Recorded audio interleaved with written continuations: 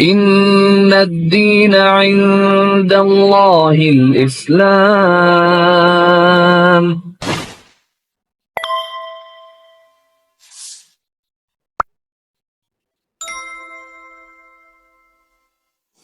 Alhamdulillah, tidak pernah berhenti lisan kita memuji dan memuja Allah. Tentu dengan penuh keyakinan dalam hati setiap muslim kalau ini adalah kalimat bersyukur dan berterima kasih kepada Allah yang Allah kekalkan dalam kitabnya, la in syakartum la azidannakum wa la in kafartum inna adabi la syadid. Kalau kalian bersyukur pasti aku akan tambah, dan kalau kalian kufur maka siksa aku sangat pedih. Selanjutnya kita panjatkan salam hormat kita kepada manusia yang telah Allah pilih untuk menutup risalah langit. Tidak lagi Nabi dan Rasul setelahnya, manusia yang paling pantas dijadikan sebagai suri tauladan yang telah Allah sempurnakan jalur nasabnya, fisiknya, ilmunya, serta juga mengucapkan satu kali salam hormat kepadanya akan dibalas 10 kali rahmat oleh Allah subhanahu wa ta'ala. Oleh karena itu selalulah menjadi orang yang mengucapkan salawat dan taslim kepada Nabi besar Muhammad sallallahu alaihi wa ala alihi wa sahbihi wasallam. Seperti biasa teman-teman sekalian, di pekan ketiga, di Rabu ketiga kita akan mengadakan tema inspirasi hijrah. Kita coba mendatangkan narasumber orang-orang yang sudah hijrah dengan tujuan beliau-beliau ini menyampaikan tentang bagaimana sebelum hijrah, bagaimana bisa mendapatkan hidayah sehingga hijrah, dan juga apa yang dilakukan sehingga bisa konsisten dan istiqamah setelah hijrah itu sendiri. Sudah berapa kali datang ke masjid kita ini di acara kita para mu'allaf, dan malam ini juga beliau salah satunya insya Allah akan menyampaikan kepada teman-teman sekalian kisahnya. Dan juga ada kisah-kisah yang lain, ada yang mantan preman, ada yang pelaku riba dan segala macam.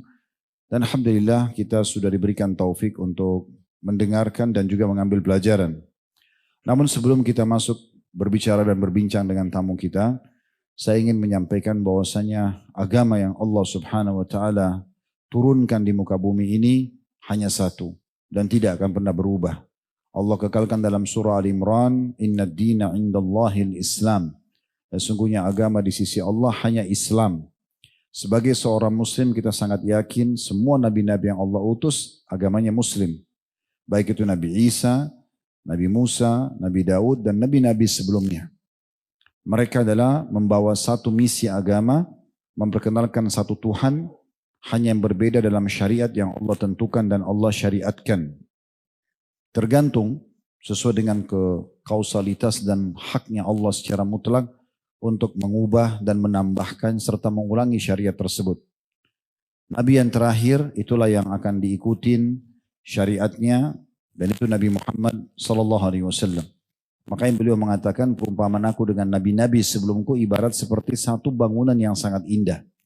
Orang-orang mengelilinginya lalu memuji-muji bangunan tersebut. Kemudian mereka menemukan ada satu batu bata yang belum diletakkan, dan mereka berkata, andai saja satu batu bata yang diletakkan maka akan sempurna bangunan ini. Maka beliau mengatakan sallallahu alaihi wasallam, akulah satu batu bata itu. Jadi beliau bukan membawa agama baru. Agama ini turun temurun dari Nabi Adam alaihissalam sampai Nabi Muhammad alaihi wassalam. Sekali lagi yang berbeda hanya dalam syariatnya. Dan karena agama ini adalah agama yang benar di sisi Allah, sebagaimana tadi sudah saya bacakan ayatnya, inna ad-dina indallahil Islam, agama di sisi Allah hanya Islam. Dan dalam firman yang lain, wa may yabtaghi ghairal islami dinan falan yuqbala min wa huwa fil akhirati minal khasirin. Siapa yang coba-coba pilih selain Islam sebagai agamanya, maka dia termasuk tidak akan diterima dari, dan dia termasuk orang yang rugi pada hari kiamat nanti. Dalam salah satu kisah Nabi Muhammad SAW pada saat beliau ditolak dakwanya di kota Taif, setelah beliau berdakwah kurang lebih 10 tahun di kota Mekah, karena total dakwanya 13 tahun semua alaihissalam di kota Mekah, 10 tahun supaya semuanya terjadi penolakan, tidak masuk Islam kecuali 153 orang. Maka beliau coba mau ekspansi Islam itu ke kota-kota terdekat, yang paling dekat adalah kota Taif. Namun Abu Lahab, pamannya, yang memang menolak agama Islam, lebih dulu ke sana lalu menyampaikan akan datang ponakan saya, dia adalah seorang penyihir, dia pendusta, jangan dipercaya dan segala macam hal, sampai penduduk kota Taif menolak Nabi SAW.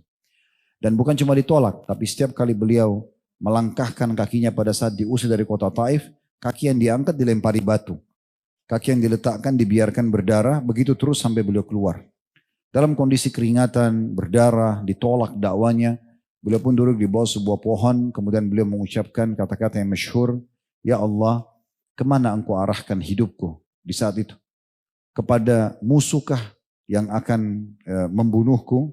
Ya. Atau ke masa depan yang belum jelas?" Karena kembali ke Mekah, ditolak dakwah. Di kota Taif, ditolak. Mau kemana kira-kira sekarang? Namun beliau mengatakan, "Ya Allah, tetapi bila engkau tidak murkah padaku, artinya dengan perjuangan yang aku lakukan selama ini, aku akan terus memperjuangkan dan aku tidak akan peduli." Maka di saat itu Allah turunkan Jibril alaihissalam lalu mengatakan, "Hai Muhammad, ini Allah mengutus bersamaku malaikat penjaga gunung. Tugasnya mengurus semua gunung di muka bumi. Kau tinggal perintahkan saja. Kalau engkau perintahkan agar gunung-gunung di dua kota ini, Mekah dan Taif, dua-duanya disatukan sehingga hancur kota-kota ini, dan dakwamu akan tersebar, dia akan lakukan. Atau pilihan lainnya, engkau bersabar, dakwahi mereka, toh juga walaupun ada yang menolak, nanti agamamu akan menyebar." Maka Nabi SAW mengatakan, "Kalau begitu saya akan bersabar dan berharap dari keturunan mereka nanti keluar orang-orang yang beriman kepada Allah." Dan betul keluar dari Al-Walid, Khalid bin Walid. Keluar dari Umayyah, Safwan. Keluar dari Abu Jahal, Ikrimah. Keluar dari kota Taib sendiri, perawi hadis terbanyak Abdurrahman ibn Sakhar atau Abu Hurairah radhiyallahu anhum ajma'in. Dan seterusnya, gitu kan.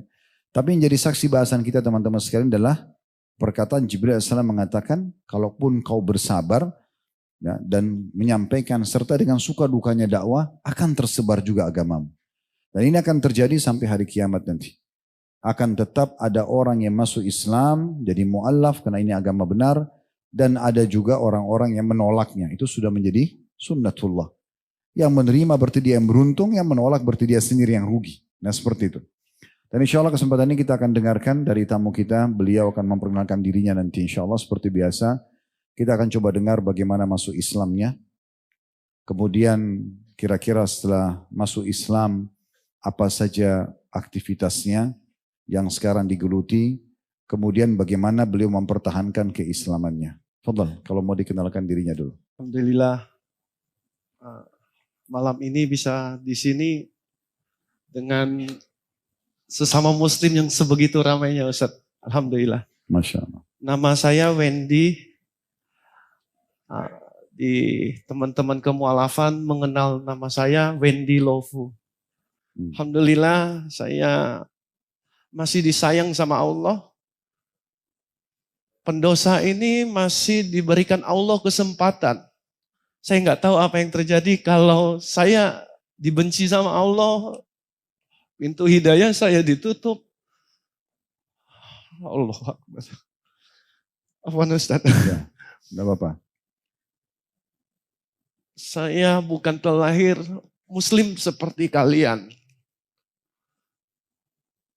Kami para mu'alaf punya rasa iri terhadap kalian yang terlahir dari Islam. Memiliki keluarga Islam. Ayah dan ibu Islam. Kami lebaran mau minta maaf ke siapa kami nggak tahu Ustaz. Itu yang saya iri dari teman-teman yang sudah terlahir Islam dari lahir. Boleh saya sebut agama sebelum? Boleh, silakan. Alhamdulillah. Semoga yang menonton ini Islam saja ya. Yang kafir kalau nonton jangan tersinggung. Saya terlahir dari mungkin masih orok, masih di perut ibu, sudah di sakramen. Alhamdulillah. Saya pernah di Katolik. Jadi dari belum lahir pun saya sudah menjadi pengikut Katolik. Ketika memasuki masa puber, saya pindah ke Kristen. Semata-mata mencari Tuhan. Pada waktu itu saya merasa saya mencari sesuatu yang kosong di hati saya. Setelah pindah ke Kristen, saya pindah lagi ke Buddha. Maksudnya dari Katolik ke Protestan? Ya. Oh, oke. Kristen, masuk lagi ke Buddha. Setelah Buddha, masuk lagi ke Konghucu. Dan sebenarnya Islam itu bukan pilihan di hidup saya Ustaz. Wallahi ketika saya masih kafir, saya lebih suka menyebut kafir Ustaz, afwan. Ketika saya masih kafir, tidak terlintas di ide saya, di hati saya akan memilih Islam. Apa kira-kira sebabnya? Mungkin ini karena doktrin di hati saya dari kecil sampai saya besar. Saya tidak menyalahkan doktrin ini masuk Ustaz. Saya tidak menyalahkan secara personal. Ini salah saya. Dari kecil saya ditanamkan, karena saya di Kalimantan Barat, mayoritas itu Tionghoa, Dayak, Melayu. Dan doktrin yang saya terima. Ya teman-teman biar tahu dulu, beliau dari suku Tionghoa ya? Ya. Oke, fadhal. Nah, ini Tionghoa asli keturunan dari Tiongkok ya. Alhamdulillah, saya didoktrin, saya tidak menyebutkan siapa yang mendoktrin. Tapi ketika kecil bermain dengan suku Melayu, yaitu orang Islam, minimal kalau pulang itu, ya ikat pinggang itu putuslah dipukul ke kami. Sapu itu sampai patah. Sapu yang zaman dulu yang pakai kayu itu harus wajib patah. Maksudnya saking dilarangnya bermain sama orang Muslim. Persis Ustaz. Saya tidak tahu asal muasal doktrin ini dari mana, tapi ini yang saya rasakan. Jadi sebegitunya saya benci kepada Islam. Alhamdulillah. Allah berikan saya hidayah. Hari ini saya bisa berada di sini. Kalau saya masih dalam keadaan kafir, jangankan duduk di sini. Dari jauh saja saya melihat orang Muslim, pikiran saya sudah Ustaz. Sudah negatif. Ngapain dia ke rumah saya? Mau minjam duit ini. Padahal dia membawa makanan.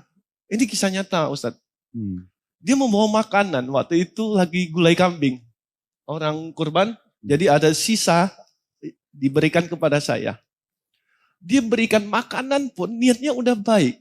Di otak saya, jangan-jangan diracun ini. Itu bagian daripada doktrin yang ditanamkan. Ya seperti itu Ustaz. Jadi itu yang saya pikirkan ketika pertama melihat Muslim. Itu terjadi pada teman-teman komunitas semuanya yang ada di Kalimantan dari Tionghoa atau? Kalau mereka mengaku seharusnya begitu Ustaz. Kalau mereka mau mengaku. Berarti ada doktrin untuk tidak boleh mengenal orang Melayu, itu yang berarti maksudnya orang Muslim ya? Tidak boleh dekat-dekat dengan Melayu. Dekat. Khawatir nanti masuk agama Islam. Ya. Artinya boleh memilih agama lain. Yang penting bukan Islam. Ya, gitu. jadi saya waktu kecil sampai dewasa, sebelum saya mendapatkan hidayah, saya selalu berpikir agama apapun boleh selain Islam. Mau Kristen, Konghucu, Buddha, Katolik, terserah. Nggak ada masalah, yang penting jangan Islam. Itu yang ada di pikiran dan hati saya.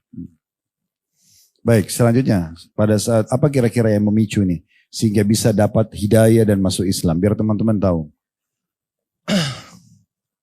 Maaf saya agak cengeng kalau flashback ke masa itu. Ketika remaja, saya mulai mencari Tuhan. Ya sekitar kelas 1-2 SMP lah. Ketika saya masih ingat betul, saya di 2 SMP, saya coba pindah ke Kristen. Tapi saya juga tidak menemukan Tuhan di sana. Saya pindah ke Buddha, saya tidak menemukan Tuhan saya lagi. Yang menurut saya Tuhan. Saya pindah lagi ke Konghucu mengikuti ya almarhum papi saya. Tidak juga menemukan Tuhan di sana. Astagfirullahaladzim. Dan akhirnya ketika saya masih kafir, pemahaman saya terhadap Islam itu selalu jelek Ustaz. Jadi jika 4 agama ini salah, Islam juga harus salah. Alhamdulillah karena saya mantan buzzer di, boleh sebut merek Ustaz? Di Kaskus, ya tahun 2000-an lah ya. Tapi yang penting saya tidak suruh kan? Ya enggak Ustaz. Saya mulai membuka Al-Quran. Dan qadarullah di berarti pertama pada saat kali itu jadi buzzer untuk apa nih? Tujuannya untuk nyari untuk kesalahan. memfitnah Islam. Untuk memfitnah Islam. Ya, saya yang berusaha mencari kesalahan Islam itu sendiri. Dan niat saya Dan tekad saya waktu itu sangat kuat. Ketika saya menemukan kesalahan, saya akan sebarkan di Kaskus. Waktu itu Kaskus itu masih booming lah ya. Ya semua orang remaja itu tahu. Jadi Waktu itu dibayar atau? enggak, saya yang membayar Sukarela? Ustaz. Saya membayar tim saya 20 juta satu tim. Ada 3 tim Ustaz. Untuk mencari kelemahan Islam. Saya yang mencari, mereka yang menyebar. Hmm. Dan qadarullah, saya menggaji buta mereka. Karena ya tidak ketemu sama sekali kesalahan di Al-Quran. Pertama saya buka Al-Quran, karena orang Tionghoa dan tidak biasa memegang Al-Quran, saya bukanya seperti buka buku pelajaran. Dari kiri, buka terus. Jadi dibuka seperti buka ini, buku pelajaran. Jadi dari Al-Ikhlas dulu, baru terakhir di Al-Fatihah. Qadarullah, Ustaz, mungkin ini wasilah Allah melalui boleh dibilang abang angkat saya, namanya Mas Hendro. Ya dia berusaha meyakinkan saya ketika saya membaca Al-Quran. Wen, kamu salah baca. Bacanya dari kiri ke kanan. Lu buka dulu, dibalikin dulu bukunya, baru dibuka. Buka ke kanan. Ini halaman pertama. Jadi kedua kali saya buka Al-Fatihah dulu. Di situ saya tidak terlalu heboh awalnya. Yaitu hanya puji-pujian kepada Tuhannya menurut saya waktu saya masih kafir. Salah satu yang paling mudah difitnah menurut saya waktu kafir. Astagfirullahaladzim. Yang membawakan pesan Al-Quran ini. Yang menciptakan Al-Quran ini. Yaitu Rasulullah SAW. Ya, berarti yang membawa risalah ya? Ya. Ya, bukan yang menciptakan adalah Allah. Ya, Okay. yang membawakan Al-Quran ini. Tidak mungkin dia tidak ada titik kesalahan. Saya berprinsip manusia bisa melakukan sesuatu, berarti kita juga bisa. Dia bisa, kita bisa. Minimal bisa karena terbiasa. Saya cari kelemahan manusia pada umumnya. Yaitu masalah biologis. Apa Ustaz? Saya buka di Al-Quran, di Al-Baqarah kalau nggak salah, di situ tertulis boleh menikahi 2, 3, 4 perempuan. Dan kita harus jujur, orang Islam sendiri membenci ayat ini. Terutama kaum akhwat.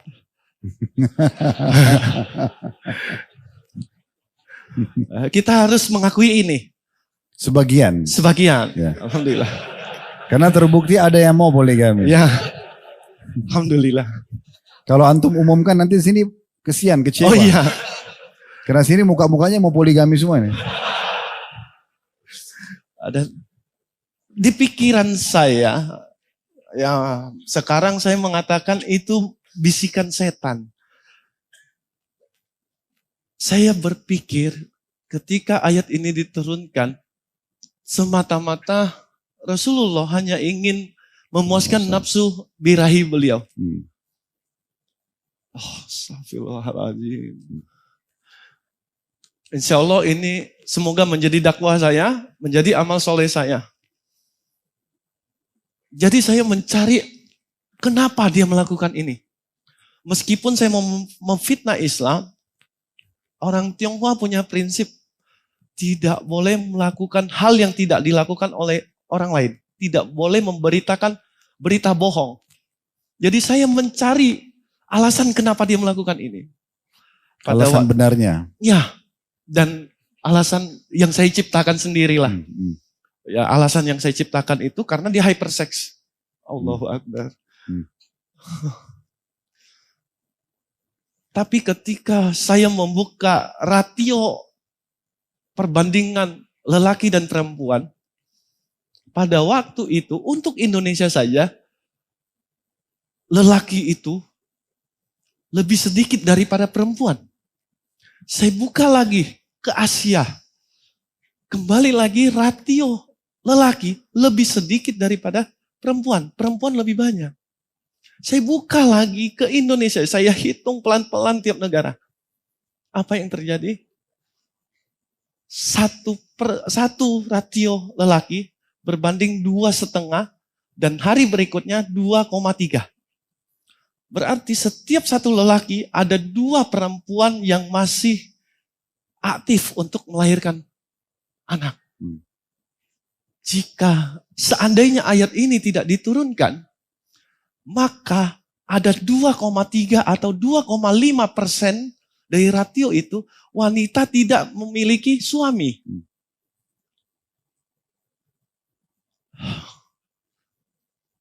Di situ terbantahkan oleh temuan saya sendiri. Yang awalnya ingin menunjukkan bahwa Rasulullah itu hypersex. Allah memudahkan saya untuk menghitung. Dalam sehari saya hitung, Ustaz. Saya ketemu jawabannya sendiri. Dan alhamdulillah saya tidak jadi untuk melakukan fitnah itu. Masya Allah. Dan saya mulai mencoba berpikir berada di masa itu. Di masa itu tidak seperti sekarang. Lampu saja tidak punya. Masih pakai mungkin kayu api, obor segala macam. Jangankan listrik, gak usah jauh-jauh, perahu aja masih dirakit. Mau menyelam aja masih susah. Apalagi orang yang hidupnya di gurun. Kita lihat Mekah dan Madinah sangat jauh dari laut. Bagaimana ada seseorang yang berani mengatakan sesuatu hal yang dia tidak tahu. Contoh, ada api yang tidak bisa padam di dasar lautan. Ini kan kalimat yang sangat bodoh, yang kalian tidak pernah ke sana, tapi kalian berani mengatakan itu. Dan saya berusaha, mungkin ini saya dapat jawabannya. Mungkin ini fitnahan saya. Saya bisa memfitnah Rasulullah bahwa agama Islam ini bohong. Berarti ini penemuan yang lain. Ya. Selain dari tadi ayat tentang poligami, Ya. sekarang ada ayat tentang gunung berapi di lautan. Ya. Oke. Saya sudah menulis sebuah postingan untuk disebar ke buzzer-buzzer saya. Ini postingannya, ini ayatnya, ini kesalahan Islam. Bagaimana mungkin ada? Apa yang Allah lakukan? Allahu Akbar. Saya masuk ke rumah, saya istirahat. Mami saya tiba-tiba buka TV. Boleh sebut merek ya Ustaz? On the spot, kalau yang seumuran saya masih ingat on the spot. 7, masih ada? Saya udah nggak nonton TV soalnya. 7 keajaiban dunia. Umurnya sekarang 34. Ya. Alhamdulillah. Istri udah ada Ustaz, jangan.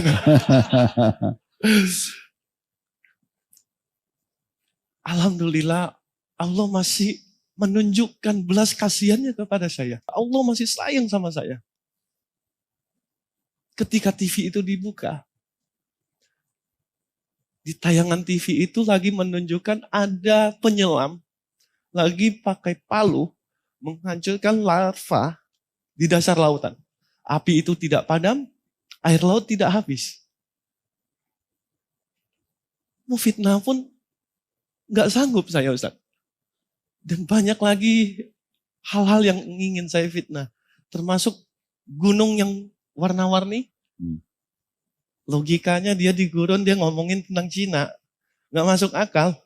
Daratan Cina dia berani ngomong gitu. Nggak masuk akal lah. Mau naik onta berapa bulan baru sampai ke Cina kan gitu. Alhamdulillah. Ketika saya mau fitnah, saya coba cari di Google. Saya ketik gunung warna-warni. Langsung muncul fotonya. Di Gurun Sahara kalau nggak salahnya. Itu ada gunung, sudah tumbuh tanaman warna-warni di sekelilingnya. Dan warnanya tidak ada satupun yang sama.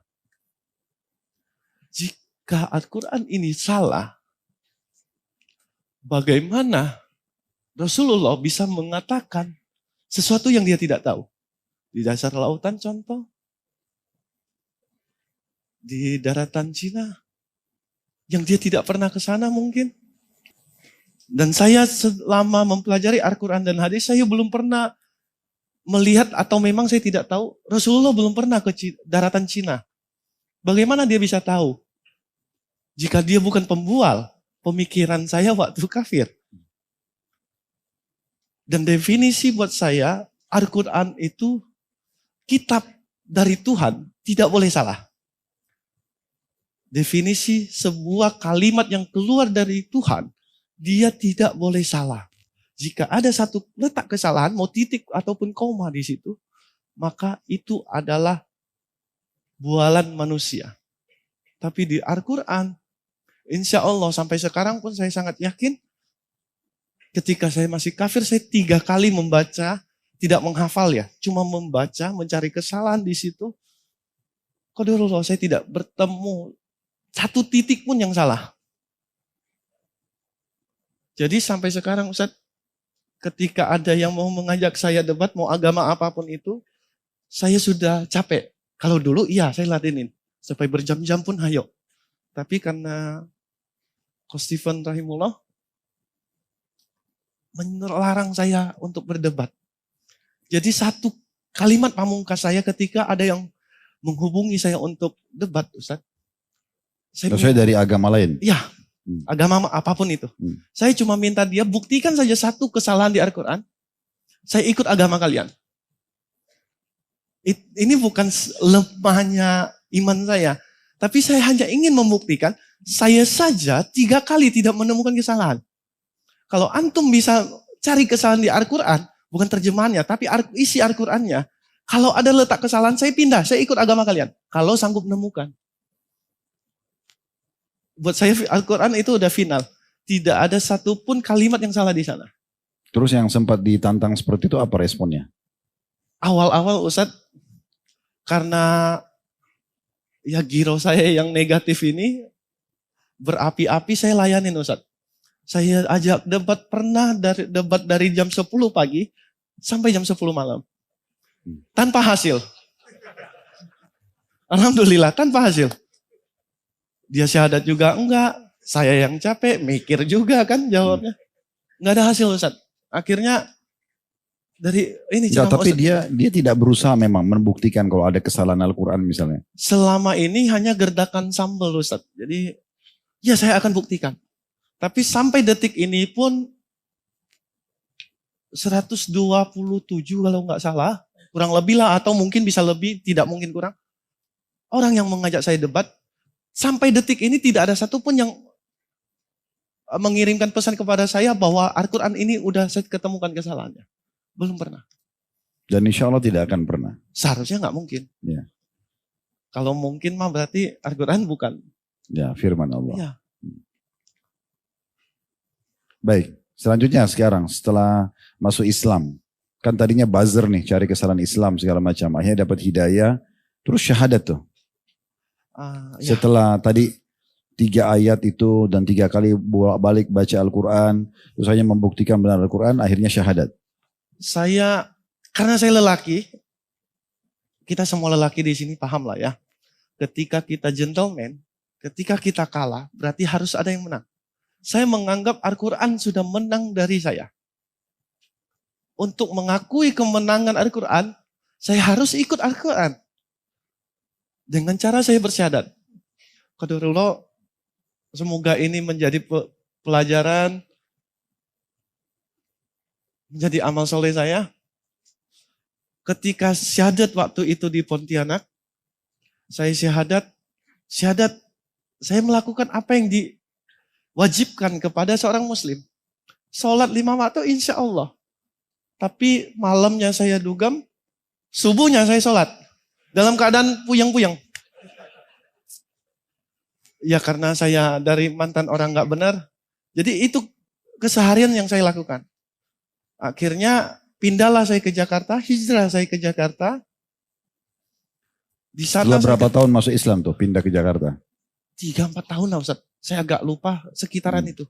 Baik, terus? Ya selama itu yang saya lakukan. Jadi ketika saya pindah ke Jakarta, Allah mempertemukan saya dengan Hani Kristianto. Salah satu senior pendakwah mualaf. Saya tidak pernah dikasih tahu, Ben, antum sudah kafir. Antum kafir. Antum bukan muslim. Tidak pernah dia mengatakan itu ketika pertama bertemu dengan saya. Ketika saya sudah di Jakarta, saya masih banyak pertanyaan yang tidak terjawab.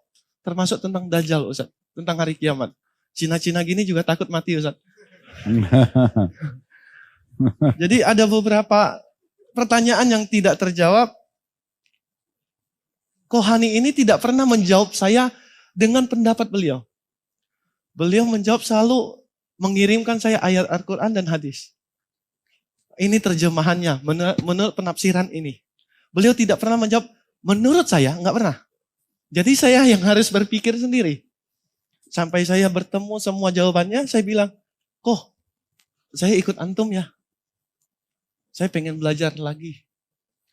Pengen tahu sunnah itu seperti apa. Saya bertemu dengan Kohani, di situ saya menceritakan apa yang saya lakukan. Malam sholat isya, selesai sholat isya buru-buru pergi dugam. Subuhnya sholat subuh. Sambil pusing-pusing gitu kan. Saya ceritakan semuanya. Menurut Kohani, setelah dia bertanya kepada beberapa ustadz, seharusnya saya sudah kafir. Karena semua larangan Allah saya lakukan. Jadi dia menyarankan saya, tidak memaksa, tapi menyarankan saya untuk bersyahadat ulang.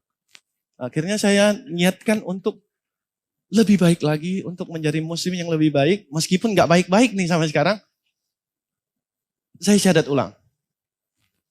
Tapi di poin itu sebenarnya tidak perlu syahadat ulang. Karena kan sholat masih dikerjakan kan. Sholat masih. Tadi kan dikatakan sholat isya tapi habis itu mabuk ya. Ya. Habis itu subuh sholat lagi. Ya. Insya Allah itu masih belum keluar dari Islam. Itu pelaku dosa besar yang dengan taubat nasuha sudah cukup. Alhamdulillah. Tapi oke, ini kan sudah terjadi qadar Allah, sudah syahadat lagi. Terus kemudian? Inilah hal terbesar dalam hidup saya. Ketika saya mulai mengenal sunnah, yang saya tahu itu ada namanya UKB. Orangnya nggak di sini kok, UKB. Saya hanya lihat di video, duduk di pojokan luar sana, dengar dari sound system aja. Jadi waktu itu pembahasan tentang cingkrang, tentang sunnah jenggot. Saya langsung memanjangkan jenggot kambing saya ini yang cuma di sini. Langsung saya potong semua celana saya. Wajib segini. 5 jari dari kaki. Saya harus menjadi muslim. Itu pikiran saya. Dan qadarullah, guru-guru saya, teman-teman saya yang pakai celana jeans, pakai celana di bawah mata kaki. Qadarullah, Ustadz, ini bukan salah Ustadz Khalid Basalamah, tapi salah saya. Saya yang bodoh, saya yang bebal. Padahal cuma bilang sunnah untuk cingkrang. Saya mengkafirkan orang yang tidak cingkrang.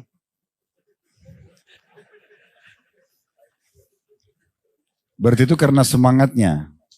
Karena bodohnya Ustaz.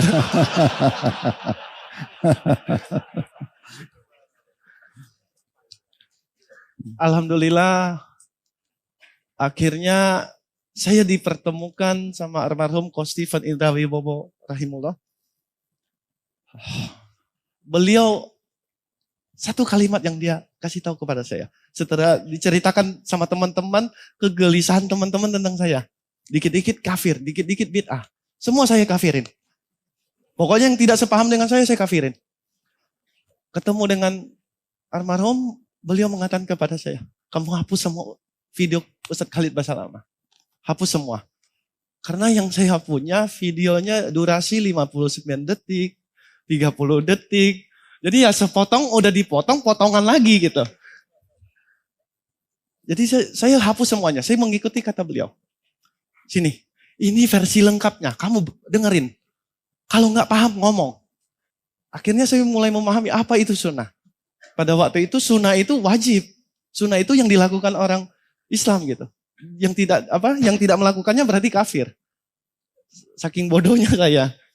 Alhamdulillah. Sekarang tidak berani lagi menonton yang 59 detik. 30 detik udah nggak berani. Kalau mau nonton langsung full aja. Biar saya tidak salah paham. Tapi itu enggak pernah kami ajarkan ya. Oh enggak. Ya. Jangan nanti ada yang potong lagi ceramah ini. Jadi seakan-akan kena dengar ceramah kami ini jadi mengkafirkan orang. Baik, selanjutnya setelah itu mulai mendalami agama gitu kan. Aktif di kegiatan apa seperti sekarang? Sekarang saya berada di Mualaf Center Indonesia Peduli. Ya boleh dibilang terpaksa sih. Ya sangat terpaksa, teman-teman yang lain juga terpaksa. Ini karena almarhum Ustadz. Beliau sebulan sebelum meninggal, saya nggak ngerti kenapa dia melakukan ini. Jadi saya disuruh ke Bogor Ustadz. Kebetulan beliau lagi di Bogor. Sebulan saya disuruh menemani beliau. Jadi semua masalah, semua apa yang dilakukan mualaf, apa masalah mualaf, apa keuntungan mengurus mualaf, diceritakan semuanya kepada saya Ustadz. Tanpa saya tahu tujuan beliau. 2 minggu sebelum meninggal, beliau meminta mengumpulkan semua teman-teman. Jadi saya mulai WA lah ke teman-teman yang senior-senior ini untuk datang. Termasuk salah satunya Coach Jimmy yang ada di sana, di luar mungkin. Beliau saya panggil untuk ketemu beliau. Waktu itu sedang bisnis beliau lagi mau opening. Saya disuruh interview karyawan baru. Ketika saya interview, dia baru ngomong sama teman-teman. Ketika saya datang, pembahasannya udah beda, udah yang umum-umum aja. Setiap kali saya nggak ada, dia selalu berbicara serius. Ketika beliau meninggal, saya baru tahu, Ustaz. Beliau menyuruh kepada teman-teman ketika dia sudah tidak menjabat lagi sebagai ketua, yang menggantikan beliau adalah saya. Dan itu tanpa persetujuan saya, Ustaz. Itu dari kata apa dikatakan terpaksa. Ya itulah kenapa saya katakan terpaksa. Jadi sekarang jadi ketua Mu'alaf Ya, Center. ketua umum Mu'alaf Center Indonesia Peduli, Ustaz. Masya Allah. Dalam keadaan terpaksa ya. Apa aktivitasnya Mu'alaf Center ini? Ya, mensyahadatkan orang yang mau disyahadatkan. Garis besarnya ya yang tadi mensyahadatkan, membina para mu'alaf. Yang paling penting itu mencegah pendangkalan akidah. Ini biasa sering terjadi ketika ada bencana. Oke, satu-satu sekarang. Memasuk Islamkan orang. Ini programnya mencari orang yang masuk Islam atau tunggu orang yang datang ke kantor misalnya? Mereka yang mencari kami Ustadz. Jadi kami sampai detik ini tidak pernah mau dan saya tidak membolehkan untuk mencari orang yang mau syahadat. Biar mereka yang cari kita. Kira-kira berapa jumlah dalam satu hari mungkin ada yang datang masuk Islam atau sepekan? Satu hari satu. Rata-rata ya tahun kemarin. Ini bulan ini kemarin 1, 2. Minggu kemarin ada 3 orang yang syahadat. Kira rata-rata 1 bulan kira-kira berapa orang? Tahun kemarin Ustadz saya totalkan kurang lebih 4.000-an Ustadz. Hampir 5.000. Masya Allah. Nah. Alhamdulillah. Ya masuk Islam datang. Terus setelah itu pelatihannya apa yang dilakukan? Seperti apa? Buat kelas, mengajar gitu. Paling enak itu ketika mereka baru selesai syahadat Ustadz. Jadi kami ini rebutan mengajarkan cara wudhu sesuai yang kami tahu. Yang diajarkan. Supaya dapat pahalanya gitu ya. Ya. Jadi selama dia wudhu ya itu yang saya dapat gitu kan. Kebetulan saya ketua nih. Kalian nggak boleh ya. Haram hukumnya kalian lakukan. Saya yang ngajarin gitu. Cuma ya bagian sholatnya ada ustadznya. Jadi ya memang ada ustadz-ustadz kami yang tidak mau dipanggil ustadz lah. Mereka mengajarkan cara sholat yang benar. Ruku itu harus gimana. Kadang-kadang ya ini yang kami lakukan. Mengikuti orang di masjid. Jadi ya orang salah ya ikut salah gitu. Jadi nggak sesuai tuntutan yang ada di hadis dan Al-Quran gitu. Ya, alhamdulillah sekarang kita perbaiki. Mualaf setelah saya jangan ada lagi yang wudhu aja salah gitu.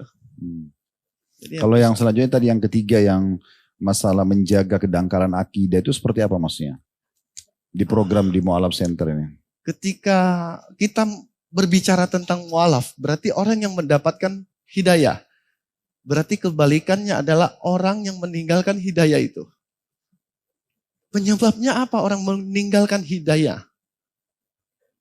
Yang terjadi rata-rata setelah kami riset Ustadz, masalah 5 jari, perut dan ke bawah. Rata-rata. Masalah orang murtad itu bukan, oh Tuhan Islam itu salah. Saya belum pernah mendengar itu. Sampai detik ini saya belum pernah mendengar itu.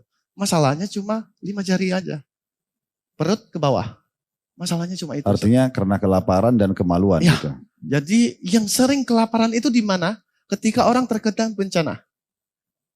Hmm. Kita punya kesepakatan bersama ketika kita mau membantu orang yang terkena bencana, silakan membantu tapi jangan didoktrin agama apapun gitu. Bantu-bantu aja. Cuma kadang-kadang kan ada yang ini nyeleneh gitu. Nah itu yang kita jaga Ustadz. Artinya kalau ada wilayah kena bencana, Mu'allaf Center ini datang ke sana, Ya. kemudian menjaga agar akidah umat Islam itu mereka tidak murtad. Ya. Karena kasus kelaparan misalnya. Salah satunya itu. Kedua, contoh di Cianjur banyak masjid yang rusak Ustadz. Berarti mereka butuh tempat ibadah buat berjamaah. Kami bangunkan masjid darurat yang alhamdulillah sampai detik ini masih dipakai. 12 masjid darurat lah waktu itu. Kalau dari sisi donasi berarti umat menyumbang. Ya, atau ada donatur Ustadz. tetap? Alhamdulillah sampai detik ini bukannya sombong, MCIP tidak punya Ustadz. Nggak punya donatur tetap. Paling 1 atau 2. Ya kadang-kadang ya kalau mereka lagi senang ya mereka donasi gitu. Kami bismillah aja Ustadz, bangun masjid di Baduy aja bismillah kok. Kalau metode yang digunakan oleh orang-orang dalam memurtadkan orang Islam yang antum temukan di lokasi-lokasi tadi karena kelaparan, seperti apa? Gini, saya tidak mau sebut agama mereka, tapi ada oknum yang membangun sebuah posko, isi di dalamnya itu bantuan beras, Indomie, ya makanan seperti itu yang instan, dan uang. Mereka akan memberikan secara free kepada sebagian dikit dari yang terkena bencana ini. Selebihnya, kamu mau bantuan ini? Ayo sini, ikut saya. Nah ini yang kita jaga Ustadz. Jadi ketika kita di daerah mereka ya kita tidak melakukan itu gitu. Ya kita tetap memberikan ya udah habis itu kita pulang. Kita tidak mau ini terjadi kebalikannya. Ya udah kita stop ya. Kalian mau bagi silakan. Tapi gratis, jangan ada apanya di belakang gitu. Baik, kalau misalnya ada orang yang sudah terlanjur gitu, terpengaruh, mereka murtad segala macam. Itu kan dari satu sisi dia baru mengancam ya. Kalau saya tidak dikasih 200 ribu saya akan murtad. Tapi ada nggak kasus misalnya keluarga muslim memang berhasil mereka murtadkan. Kemudian mungkin berikan pemahaman kembali, edukasi supaya mereka kembali ke Islam, itu ada? Ada beberapa kali, salah satunya orang berpengaruh di Jakarta Ustaz. Keluarganya, bukan dari dianya. Jadi ada seorang pramugara, Fulana ini murtad dan dibawa ke Singapura. Dan ini berarti ada keinginan dia, yang seperti saya bilang tadi, 5 jari. Kalau nggak perut, ya di bawahnya itu. Jadi murtad, setelah murtad, orang tuanya menghubungi saya Ustaz. Si Fulana ini orang tuanya menghubungi saya, minta tolong kepada saya. Ko Wendy bisa nggak tolongin anak saya agar kembali ke Islam? Jawaban saya selalu sama Ustaz. Saya tidak sanggup untuk membuat orang masuk Islam. Saya bukan Rasul. Rasul saja mau Islamkan pamannya nggak sanggup. Apalagi saya, pendosa, orang yang imannya kayak roda. Apalagi saya nggak sanggup saya bilang. Yang bisa ibu lakukan, sholat taubat. Anak ibu murtad, kenapa? Ada nggak ibu melakukan kesalahan? Nangis sejadi-jadinya. Iya kok, saya begini. Ya udah sholat. Minta sama Allah, Allah mudahkan dia mendapatkan hidayah kembali. Itu di tahun 2022 kalau tidak salah. Alhamdulillah tahun 2024 Januari kemarin saya WA ibunya. Bu gimana anaknya? Ada perubahan? Alhamdulillah Ko Wendy. Allah mengijabah doa saya. Anak saya sudah kembali ke Islam. Alhamdulillah. Apakah saya membantu? No. Saya bisa apa? Allah yang membantu. Ada 2 Ustaz. Mensyahadatkan orang, berusaha membuat orang bersyahadat, dan membuat orang kembali ke Islam. Itu yang saya tidak bisa lakukan. Itu hak 100% Allah. Saya cuma perantara. dari sekian ribu mu'allaf yang masuk Islam, kayak contoh tahun lalu kan sampai 4.000. Kira-kira dari sekian yang masuk Islam ini yang paling unik penyebab masuk Islamnya ada gak? Yang menurut antum sendiri misalnya mungkin dia karena sebab A, sebab B dia menceritakan. Ada satu mualaf, dia berusaha untuk mengenal Islam Ustadz. Jadi dia berguru ke mana-mana. Berguru ke ustadz-ustadz, salah satunya di sini Ustadz. Saya suruh dia datang ke sini ketika dia masih kafir. Dia berusaha mencari orang untuk mengenalkan Islam kepada dia. Ternyata tak satu pun ustadz atau kiai yang sanggup membuat dia masuk Islam. Dan akhirnya tahun kemarin itu kejadiannya, saya lupa bulan berapa, pokoknya dari bulan 6 ke atas lah. Beliau menyatakan ingin syahadat. Saya bilang, udah ketemu orang yang mengenalkan Islam. Ustadz mana? Oh bukan ustadz. Terus, seorang pengemis kok. Saya masuk Islam karena seorang pengemis kok. Kenapa?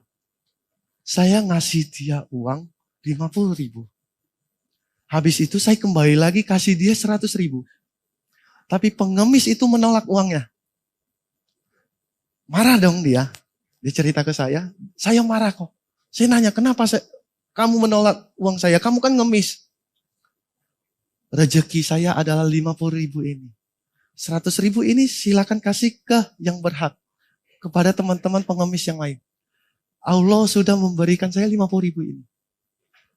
Lewat jalur rezeki, beliau akhirnya mantap untuk bersyahadat. Masya Allah. Alhamdulillah.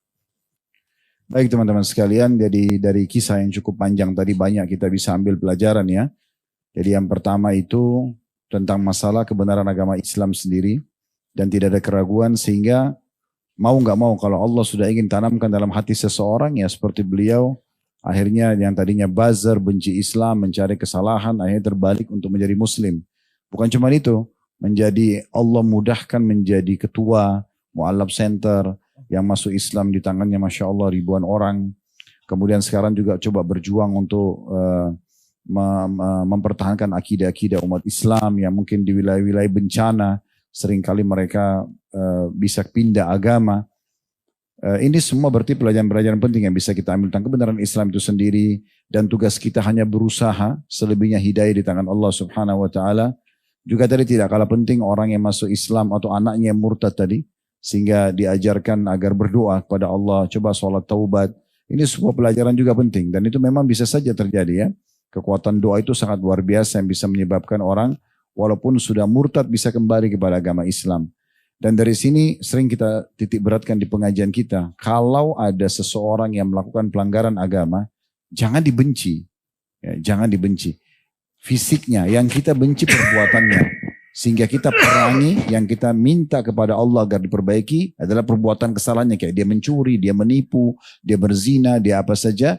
Kita berdoa kepada Allah agar diberikan hidayah, dia meninggalkan itu dan kita menjadi penyebabnya. Sehingga kita bisa panen pahalanya.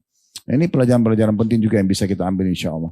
Sayang sekali kalau momen-momen penting seperti ini kita bisa ambil pelajaran, berkenalan dengan saudara kita, dan mempelajari sejarah hidup, apalagi orang dari non-muslim kepada Islam berlalu begitu saja. Jangan sampai teman-teman sekalian ini kita jadikan hanya seperti seremoni atau testimoni saja. Ya. Tadi di awal beliau sudah mengungkapkan kecemburuannya terhadap kita yang lahir dalam keadaan Islam. Itu berarti menandakan nikmat yang sangat besar kalau kita lahir dalam keadaan Islam, keluarga kita mayoritasnya Muslim, kita bisa sama-sama rame-rame beribadah, itu satu poin yang luar biasa.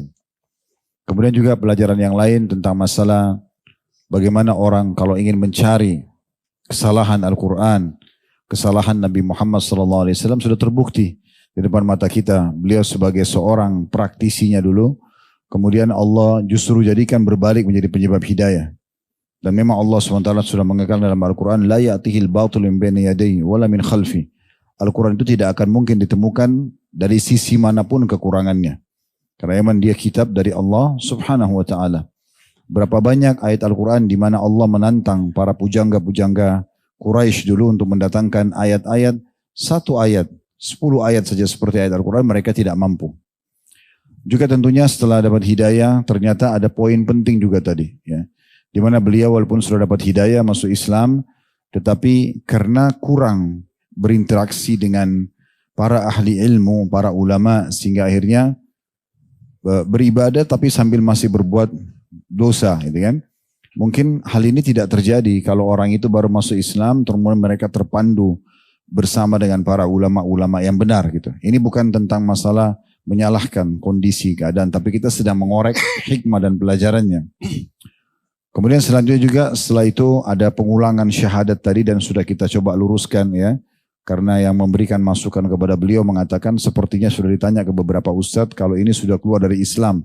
Hanya karena menggabungkan antara ibadah yang dikerjakan sholat tapi juga masih bermaksiat gitu ya. Minuman keras misalnya. Dan sudah kita luruskan sebenarnya juga penting untuk kita jadikan sebagai momen ibrah dan pelajaran kita di majelis seperti ini. Kalau itu sebenarnya tidak perlu ulangi syahadat karena tidak membatalkan syahadat. Yang membatalkan syahadat jelas orang itu murtad.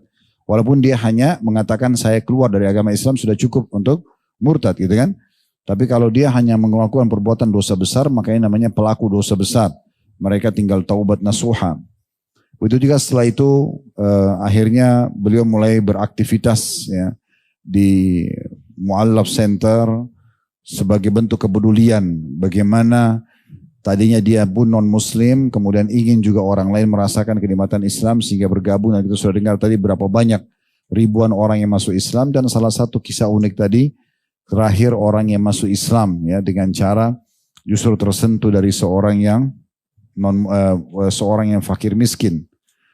Juga saya ingin kasus tadi yang beliau rasakan karena semangatnya pada saat sudah mengenal Islam, sudah mengenal sunnah, akhirnya mendengarkan potongan-potongan ceramah dengan sekedar mendengar tanpa terpandu dengan benar, tanpa mengikuti cuplikan yang lengkap, sehingga digabungkan dengan semangat ingin menerapkan Islam sampai akhirnya salah dan keliru. Ya, sempat mengkafirkan orang kalau misalnya tidak memelihara jenggot dan seterusnya. Dan ini pemahaman yang keliru dan alhamdulillah sudah diluruskan tadi ya. Oleh Coach Stephen tadi ya. Ya. Dan akhirnya sekarang sudah tidak begitu kan? Insya Allah. Alhamdulillah. Ya, jadi jangan sampai nanti orang juga memahami oh ternyata memang mengikuti pengajian-pengajian seperti kita ini akhirnya mengkafirkan orang sebenarnya bukan. Tapi itu inisiatif dari antum sendiri ya. Iya. Ya. Sudah ada pengakuan. Ya dan cukup banyak tadi hikmah-hikmah yang bisa kita ambil juga ayat-ayat Al-Quran 3. Kejadian besar tadi ya tentang masalah ayat poligami, kemudian ayat tentang gunung berapi, kemudian tentang gunung yang berwarna-warni dan akhirnya membuat beliau tersentuh untuk mengakui kemenangan Al-Quran dan akhirnya masuk Islam ya. Dan sekian banyak mungkin hikmah yang bisa kita ambil. Memang teman-teman sekalian setiap kali kita bicara masalah keimanan ya, pasti kekufuran akan melawannya kan gitu. Setiap kita bicara tentang kedermawanan, kekikiran akan melawan. Orang yang kikir tidak mau terima itu. Ya. Setiap kita bicara tentang sunnah, pasti bid'ah akan melawan. Kan begitu. Itu otomatis itu. Jadi gak usah khawatir dengan itu. Pertama, selalu kami sampaikan, banyak berdoa kepada Allah SWT. Berdoa terus. Dan doa ini teman-teman jangan dilakukan pada saat ada keperluan saja. Setiap saat. Kata Nabi SAW, mohonlah apapun kepada Allah walaupun tali sendal kalian yang putus. Apa saja. Misalnya antum lagi mau ke restoran, mau makan, lagi lapar. Tidak ada salahnya, alhamdulillah, wassalatu wassalamu ala rasulillah, mudahkan restoran dan makanan yang aku suka ini ya Allah. Misalnya, mau masuk ke parkiran kayak Blok M ini, takut rame gak dapat parkiran, ya Allah mudahin parkiran buat saya. Hal yang sederhana, tetap minta kepada Allah SWT. Karena para ulama mengatakan doa itu tidak ada yang sia-sia. Dalam sebuah athar yang sahih disebutkan, pada hari kiamat nanti ada orang yang diberikan pahala bergunung-gunung. Lalu dia bingung, dari mana ini? Setahu dia tidak pernah buat amalan ini. Maka dia bertanya kepada para malaikat, lalu malaikat mengatakan, ini doa-doa kamu yang belum kamu dapatkan jawabannya di dunia. Ini doa-doa kamu yang belum kamu dapatkan jawaban di dunia. Lalu kata Nabi SAW, maka orang itu berharap semua doa dia yang dia panjatkan di dunia tidak dikasih di dunia. Supaya diterima dalam bentuk pahala hari kiamat. Jadi doa. Berdoa terus. Supaya Allah mudahkan hijrah kita ini, berpegang pada sunnah Nabi SAW ini, walaupun kita seperti dalam hadis ada Nabi SAW akan datang zaman nanti orang berpegang pada sunnahku seperti berperang pada bara api, gitu kan? Kita dianggap asing, dianggap aneh, padahal kita sedang menjalankan perintah agama, sedang menciplak kehidupan baginda Nabi SAW, manusia terbaik, gitu kan? Maka kita dianggap garis keras, dianggap ini, dianggap itu biasa saja. Tidak usah khawatir. Maka banyak berdoa supaya Allah tolong kita, karena awalnya pun tidak sebanyak ini orang yang Tuhan ikuti sunnah Nabi, gitu kan? Lama kelamaan orang banyak ikut dan akhirnya jadi lunak dengan sendirinya. Yang kedua, selalu ikuti majelis ilmu. Selalu ikuti majelis ilmu. Majelis ilmu seperti ini menambah keimanan. Kalau iman makin bertambah, kita makin kuat untuk menghadapi ujian-ujian. Yang membuat kadang-kadang kita lemah menghadapi ujian ini kan karena lemahnya iman. Ya. Nah, pondasi iman itu ilmu. Ilmu itu kalau sudah ada, maka iman akan datang. Iman kalau ada mengubah semuanya. Orang pelit jadi dermawan, penakut jadi pemberani, ya. Orang lemah jadi kuat. Nah, seperti itu. Jadi jangan tinggalkan ilmu itu. Kemudian yang ketiga, praktikin ilmu itu. Yang keempat, bentuk komunitas. Bersama-sama dalam komunitas, ya. Lalu yang kelima, tunjukkan yang terbaik tadi yang kita sebutkan kepada keluarga, kepada kerabat. Setelah kita mengikuti sunnah, kita jauh lebih baik. Saya sudah jelaskan kemarin juga, ya. Jangan sampai di beberapa pertemuan kita juga sering kita ulang. Jangan sampai antum setelah ikut pengajian sunnah, udah mulai lebih kenal sunnah Nabi SAW, lalu kemudian wajah antum gak pernah senyum, antum malah lebih kikir, pelit, ya. Antum malah orangnya kasar. Karena itu semua jauh dari sunnah Nabi SAW. Harusnya lebih senyum, lebih dermawan, lebih baik. Karena memang itu sunnah Nabi kan. Justru lebih royal kepada keluarga, justru lebih murah senyum, justru lebih baik. Dan dalam ingkar mungkar itu ada fikihnya sendiri. Kalau mungkar yang sedang ada di komunitas kita, di keluarga kita, kalau kita luruskan ternyata lebih mendatangkan mungkar yang lebih besar, diamkan dulu. Begitu fikihnya, jangan buru-buru gitu kan. Jadi kita lihat skala prioritas, mana kira-kira yang perlu kita nasihatin, kita luruskan, baru kemudian ya kita sampaikan. Allahu a'lam. Ini insya Allah teman-teman sekalian bisa kita sampaikan. Jazakallah khair yang sudah mengisi bersama-sama kita di sini. Semoga jadi amal khali buat antum. Amin. Dan juga semoga kita doakan ya, beliau bisa istiqamah dengan keimanannya. Amin. Bersama-sama kita juga semuanya tentunya. Dan bisa menyebarkan Islam dan mengajak baik dari teman-teman Tionghoa atau yang lainnya untuk bisa mengenal lebih jauh agama Islam ini, dan semoga Allah Subhanahu wa taala menyatukan kita semua di surga Firdausnya tanpa hisab, mana disatukan dalam majlis ilmu yang mulia ini. Kalau benar dari Allah, kalau salah tentu dari saya dan beliau juga. Semoga Allah maafkan dan tolong dimaafkan. Subhanakallahumma bihamdika asyhadu an la ilaha illa anta astaghfiruka wa atubu ilaik. Wassalamualaikum warahmatullahi wabarakatuh.